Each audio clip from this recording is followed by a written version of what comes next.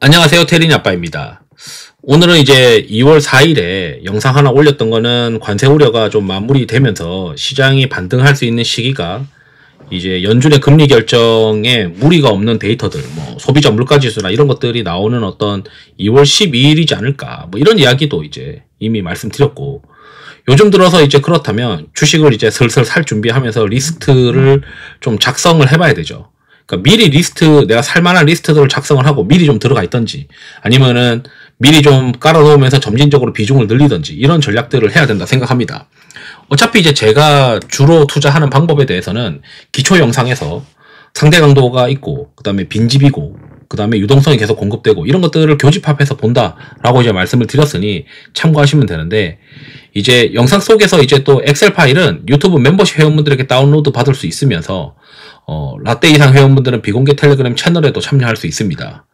초대 주소는 이 회원 전용 게시물에 확인 부탁드리고요. 영상이 도움되셨다면 구독, 좋아요, 알람 설정도 잊지 말아 주셨으면 좋겠습니다. 다만 유사투자 전문 법령으로 인하여 댓글 기능은 일단 정지되어 있는 점 양해 부탁드립니다.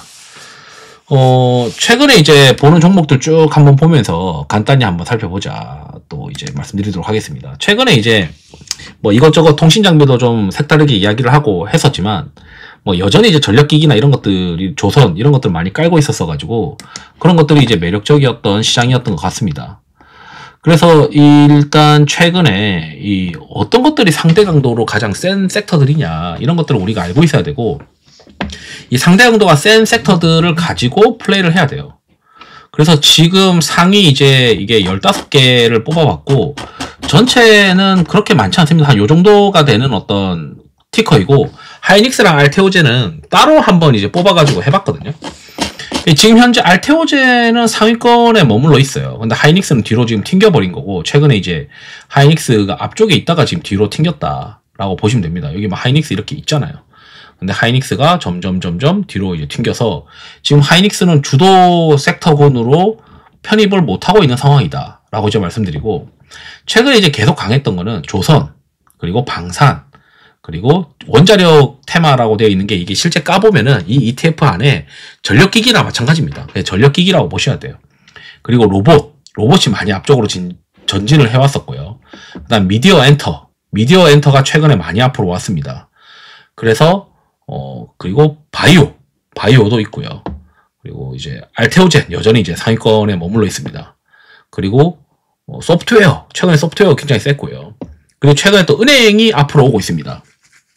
그래서 이 상대 강도가 센 놈들 중에서 계속 유동성이 계속 공급되는 컨셉들이 겹치거든요. 그러니까 장 마감하고 이제 매수가 발생했었던 어떤 종목들의 공통적인 컨셉이나 섹터를 뽑아보면 요 관련된 것들이 계속 발생을 하고 있어요. 그럼 이 안에서 이제 우리가 어떤 기회를 찾아볼 수 있는 종목들이 있느냐, 이런 것들을 말씀드리고 싶어가지고 영상을 준비했고요. 우선 이제 뭐 효성중공업 당연히 봐야겠죠. 효성중공업 실적 발표도 어닝 서프라이즈가 났고, 최근에 이제 분기별 수주가 결국에는 회사 실적에 가장 중요한 건데, 이 수주도 4분기 때 잘 나왔다라고 이제 보시면 됩니다. 그래서 저는 이제 전력기기는 가장 중요한 게 이제 수주라고 생각을 하고, 이렇게 이제 수주가 잘 되고 있으니까 그렇게 이제 뭐 어렵지 않지 않겠냐, 시장이. 그래서 효성중공업도 계속 봐야 되는데, 이게 이제 저는 이제 뭘 보냐면 이 수급이 비어져 있냐 아니냐, 이런 걸 보거든요. 그래서 지금 효성중공업도 올랐음에도 불구하고 수급이 좀 비어져 있는 편이다 라고 이제 말씀드리고 싶어요. 그리고 하나 더 이제 제가 보고 있는 어떤 차트적인 것도 재밌는 게 있는데, 저는 이제 기관들의 군집 현상이 있냐 없냐, 이걸 많이 보거든요. 그래서 요게 이제 이 기관 누적 순매수인데, 기관 누적 순매수가 최근에 이제 와리가리 하다가 다시 한번 신고가를 도전합니다. 근데 최근에 이제 2월 4일날 실적 발표가 지금 어닝 서프라이즈가 나서 그걸 힘입어서 지금 수급이 신고가가 나면서 주가도 신고가 가는 거니까, 이거는 의미가 있는 어떤 주가 흐름 아니겠냐. 결국 이제 상대 강도가 센데 수급도 붙고 실적도 잘 나왔고, 그래서 효성중공업도 있다, 이렇게 말씀드리고, 그 다음 LS를 같이 기대를 하고 있습니다. LS도 이제 수급이 좀 과매도권인데 이것도 재밌어요. 이것도 보게 되면 LS는 이 자회사의 주요 경영사항으로 손익구조 변동공시를 먼저 했습니다.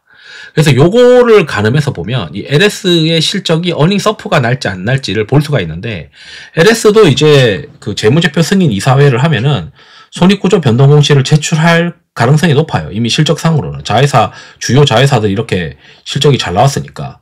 그래서 2월 4일날 오늘 이제 마지막으로 나오는 게 LS 전선인데, 여기 이제 LS 메리츠 증권에서 이제 나오는 코멘트를 보게 되면 LS 전선 실적 나왔고, 나머지 이제 LS M&M, 그다음 LS 전선, LS 일렉트릭의 잠정 실적을 감안할 때 LS 지주회사의 4분기 영업이익은 시장 컨센서스를 상회하는 시장 컨센이 2,100억인데 2,900억까지도 난 나올 거라고 생각한다.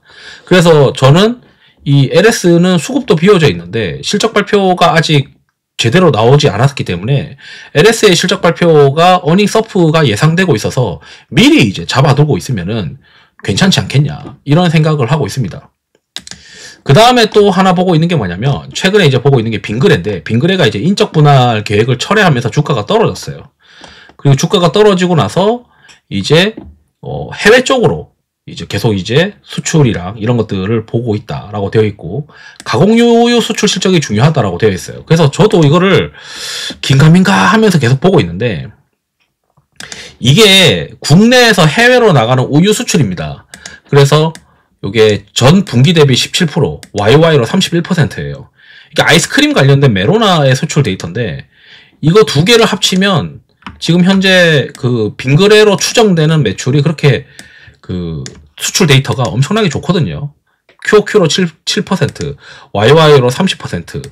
1월 달도 잘 나왔어요. 근데 특히 이제 우유가 엄청나게 지금 수출이 잘 되고 있는데, 그 여러분들이 이제 아시는지 모르겠는데, 이런 문화가 있습니다. 외국인들이 이게 지금 뉴스가 나온 게 몇 주 안 됐고, 한 6개월 전부터 유튜브에 영상이 있어요. 어떤 영상이냐면, 이 외국인들이 한국에 그 편의점에 와가지고, 이 헤이즐넛 커피가 있어요. 그 헤이즐넛 커피에다가, 헤이즐넛 향 커피입니다. 이것도. 헤이즐넛 향 커피에, 이거 바나나 맛 우유 그 빙그레 거랑 얼음컵 3개를 사야 돼요. 3개를 사가지고, 커피는 이제 한 3분의 2 정도 넣고, 나머지 한 3분의 1은 바나나 맛 우유로 채운 다음에, 섞어가지고 그거를 먹으면, 그게 맛있다. 라고 이제, 이게 약간, 저도 이거 한 2번 먹어봤는데, 달콤하면서 약간 쌉쌀한 맛 나는 게, 가끔씩 막 생각이 납니다. 그래서, 야, 이게 설마 이랬는데, 어쨌든 지금 현재 수출 데이터로 뭔가 큰 변화가 있다. 그 변화가 있기 때문에, 이 변화를 우리가 받아들여야 되지 않냐, 이런 생각이 듭니다. 그래 또 특이하게도 이제 요것도 수급이 재밌는 게, 이거는 효성보다 더 수급이 재밌습니다.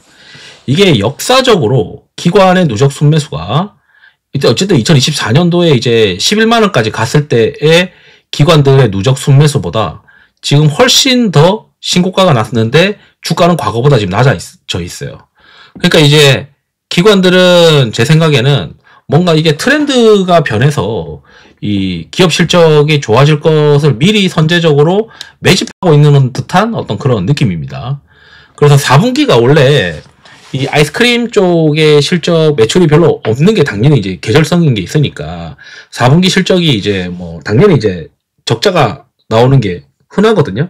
그래서 4분기 실적이 어느 정도 나오느냐, 그렇게 이제 많이 깨지지 않는다라고 해도 시장에서는 이거 그러면은 올해 2025년도 실적 엄청 좋아지겠는데, 이렇게 생각할 수도 있고, 또는 뭔가 이제 이 트렌드가 바뀌는 거, 이게 저는 진짜 시장에서 계속 이제 먹히는 어떤 새로운 트렌드로 자리 잡고 있는 것 같기도 한데, 이러한 트렌드가 이 바나나 맛 우유의 어떤 수요가 계속 올라가는 어떤 그런 그림 아닌가, 이런 생각도 듭니다.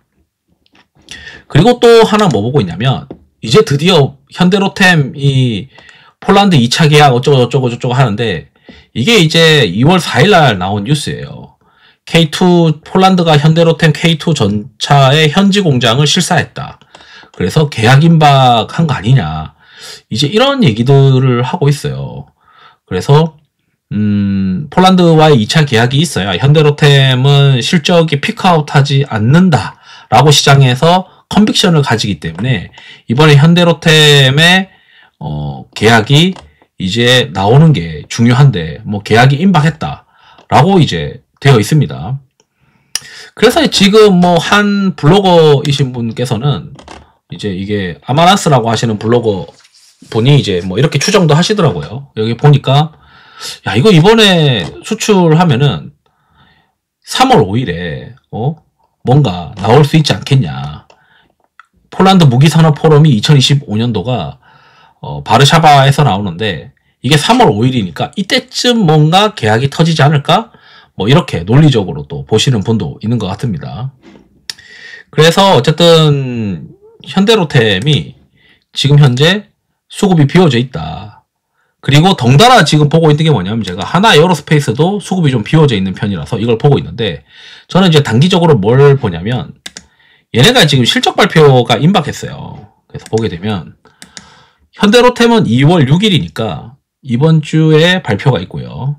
그리고 하나 에어로스페이스는 2월 10일이니까 월요일입니다. 이건 목요일, 월요일인데 그러면 이 4분기 실적이 잘 나오냐 안 나오냐 이걸 이제 추론하기 위해서는 이 실적 추정치에 대한 트렌드를 봐야 돼요. 그래서 현대로템의 최근에 4분기의 실적 추정치가 최근에 막 올라가고 있어요. 그리고 하나 에어로스페이스도 4분기의 실적 추정치가 막 올라가고 있어요. 그 말은 회사 이제 실적 발표 임박하기 전에 회사를 탐방 갔다 왔더니 4분기 실적이 내가 생각한 것보다 잘 나오겠구나. 그래서 실적 추정치를 올렸다. 라고 이제 보시면 됩니다. 그래서 지금 현재 이 데이터들을 고려를 했을 때 어쩌면 현대로템이랑 하나 에어로스페이스는 어닝 서프라이즈가 나지 않겠냐. 이런 이제 기대를 할 수 있습니다. 또 단기적으로. 그 다음에 이제 보고 있는 게 뭐냐면 이제 엠로 최근에 이제 지난번에 이제 영상을 올려드렸을 때 그 아론 모델 딥시크의 아론 모델이 오픈 소스이기 때문에 너도나도 이제 AI 쪽에 이제 뭐 강화라고 해야 되나 그 저비용으로 강화할 수 있는 상황이 되었다. 그래서 이제 이 소프트웨어 관련된 기업들이 시장에 부각을 받을 가능성이 있다라고 이제 말씀을 드리면서 그러면 소프트웨어 종목군들이 이 상대 강도의 상위권에 와야 된다라고 저는 생각을 하고 있었는데 이게 상대 강도로 오기 시작했습니다. 소프트웨어가 이제 상대 강도로 여기 소프트웨어 막 상대 강도로 이제 상위권에 포진하기 시작했어요. 소프트웨어가. 그럼 이제 인정해줘야죠. 수급도 계속 발생하는데 상대 강도까지 상위권으로 왔으니까. 그러면 우리가 막연하게 이제 그런 생각에다가 뭐 챗GPT에 관련된 이제 샘 알트먼이 한국 와가지고 또 휘젓고 다니니까 이 뭐 AI 관련된 소프트웨어 종목군들이 막 움직이긴 하는데 그래도 개별적인 어떤 모멘텀들이 있냐 없냐 이런 것들을 봐야 된다라고 생각하거든요. 특히 이제 엠로 같은 경우는 제가 보니까 지난해 10월에 이제 글로벌 SRM SaaS 솔루션 케이던시아를 뭐 경우 구매 기능 모듈 관련해서 그러니까 얘가 이제 작년 10월에 이 계약 체결하면서 해외에 진출하는 것을 보여줬거든요. 그래서 올해는 이제 추가로 더 할 수 있지 않겠냐 이런 이제 이야기를 하는 거고 더불어서 작년에 이제 수주 잔고가 쌓였기 때문에 올해부터는 실적이 더 개선될 수밖에 없다. 뭐 이런 논리입니다. 그래서 이제 한번 잘 보시면 좋을 것 같다라고 이제 생각이 듭니다. 여전히 이제 엠로도 수급이 비어져서 지금 채워지고 있는 그림이다라고 보시면 되고요. 이제 미국에서도 이 템퍼스라고 하는 의료 AI 기업이 이제 막 주가가 막 뛰어다니고 있죠. 그 펠로시라고 해가지고 주식 잘하는 이제 아주머니가 또 주식을 사니까 주가가 뛰어다니고 그 이번에 이제 스타게이트와 관련된 영상에서도 보시면은 막 의료 AI 관련된 내용을 막 질문하고 막 답하고 이런 것들이 있으니까 시장에서는 의료 AI 관련된 종목군들에 관심이 많아졌습니다. 다만 이제 수급적인 어떤 저는 과열권에 들어간 종목들은 선호하지 않는데 오늘 이제 딥노이드는 과열권으로 들어갔고 루닛은 지금 현재 과열권에서 내려오고 있는 것 같아요. 그래서 좀 더 이제 기다려야 된다라고 저는 생각을 하고 있고 이제 뷰노가 이제 과매도권에서 지금 과열권으로 들어가려고 하고 있는데 그럼 뷰노는 어떤 모멘텀이 있나라고 살펴볼 필요가 있겠죠. 그래서 뷰노도 이제 보게 되면 이제 내용을 보게 되면 이게 딥카스가 이제 해외 진출하는 게 이제 핵심인데 딥카스가 이제 국내 의료 AI 업계에서 미국 최초로 이제 뭐 혁신 의료기기 어쩌고저쩌고 하지만 이제 핵심은 이거 같아요. 딥카스의 FDA 승인이 올 상반기에 마무리될 것 같다. 그래서 예상보다 좀 지연됐지만 어쨌든 상반기에 마무리되면서 결국 그 미국 시장 진출하지 않겠냐. 그리고 딥브레인이 이제 미국 매출 발생하면서 올해 한 1분기 때 이제 BP로 들어갈 수 있지 않겠냐. 그래서 예전에 이제 의료 AI의 핵심이 실적이 이제 드디어 나온다. 이게 BEP만 넘어서면 그때부터는 영업 레버리지가 발생하면서 이익이 계속 나오지 않겠냐. 이런 이제 스토리가 있기 때문에 올해 1분기 실적 BEP 들어가고, 그 다음에 딥카스의 FDA 승인, 이런 이제 이벤트들이 있으니까 한번 잘 계속 관찰을 해서 보셔야 될 것 같다라고 생각이 듭니다. 그 다음에 이제 하이브.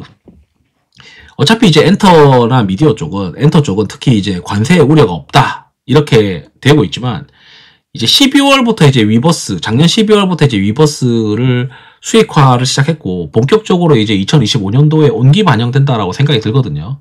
그래서 위버스 유료화 효과가 있어서 올해 2025년 1분기부터 실적이 올라간다라고 저는 생각하고 있어요. 거기다가 이제 하반기에 이제 BTS 활동 재개하면서 2026년도에 월드 투어하고 이렇게 되니까 그 하이브의 실적이 올해 뭐 하반기부터 BTS가 나오는 하반기가 아니고 실제 위버스 유료화 효과로 인해서 1, 2분기부터 좋아지는 거 아니냐. 그러면은 이것도 이제 수급이 또 비워져 있는지를 보게 되면 이것도 수급이 비워져 있어요. 그래서 하이브를 볼 필요가 있겠다. 이런 생각도 계속 하고 있습니다. 그 다음에 이제 마지막으로 은행을 보고 있는데, 이게 이제 은행들의 실적 발표가 있어요. 여기서 이제 하나금융투자의 보고서에서 보게 되면 결국 이제 하나금융을 시작으로 4분기 어닝 시즌에 들어간다. 하나금융이 오늘 실적 발표했습니다. 그러면서 배당을 얼마 주겠다. 그리고 자사주 매입 소각 규모를 막 발표를 했어요. 그러면은 이제 이번에 주주환원 확대에 필요한 자본 수준을 상회하게 될 거니까 은행들이 상당히 증가한 자사주 매입이랑 그 다음에 배당 이런 것들을 발표하지 않겠냐. 실제 하나금융지주도 기대 이상의 배당을 발표하면서 어쨌든 주주 환원을 더 보여주고 있어요. 근데 이걸 왜 말씀드리냐면 2024년도에도 얘네들이 주주 환원이랑 이 배당 이런 것들을 발표하면서 그 배당 기준일이 예전에는 12월 말이었다라고 하면 배당 기준일이 2월 말이나 이렇게 다 바뀌어 버렸습니다. 그래서 예를 들어 이제 하나금융지주의 공시를 한번 보시게 되면 이번에 이제 여기 주식 소각 결정도 있고 현물 배당 결정이 있어요. 기준일 결정도 2월 4일 날 이제 했습니다. 요 공시를 보시게 되면 배당 기준일이 2월 28일이에요. 그러면 이제 요 배당을 먹기 위해서 배당 프로그램 매수가 그 2월 말까지 바짝 발생할 수 있어요. 그렇기 때문에 요게 얘네만 있는 게 아니고 핀셋처럼 이제 발생을 하는데 이제 KB금융도 할 거 아니에요. 그럼 KB금융도 결국 실적 발표를 할 것이고 하나금융을 시작으로 해서 은행들 실적 발표하면서 거기에 따라서 이 실적 발표하면서 주주환원 발표하니까 결국 이제 배당 프로그램 매수가 좀 발생할 거라고 생각하고 있는 겁니다. 그래서 4분기 실적도 그 컨센서스를 다소 상회하지 않겠냐. 그래서 지금 2월 달에 관세 우려가 있지만 수급발로 버틸 수 있는 기업이라고도 생각이 들어요. 그래서 보게 되면 여기 이제 KB금융도 지금 수급이 좀 비워져 있는 구간이니까 한번 잘 보면 좋겠다. 이런 생각이 듭니다. 그래서 이상으로 또 다른적으로 저는 이제 포트폴리오를 구축해서 매매를 하고 있고, 포트폴리오에 대한 내용도 이제 멤버십 회원분들은 보시고 있죠. 그래서 보실 수 있으니까 뭐 참고하시면 좋을 것 같고, 요즘 들어서 최근에 이제 체크해 놓고 있는 기업들에 대해서 한번 간단히 알아봤습니다. 그래서 한번 쭉 보시면은 좋을 것 같다. 이렇게 이제 말씀드리면서 영상을 마치도록 하겠습니다. 투자에 도움 되시길 바랍니다. 감사합니다.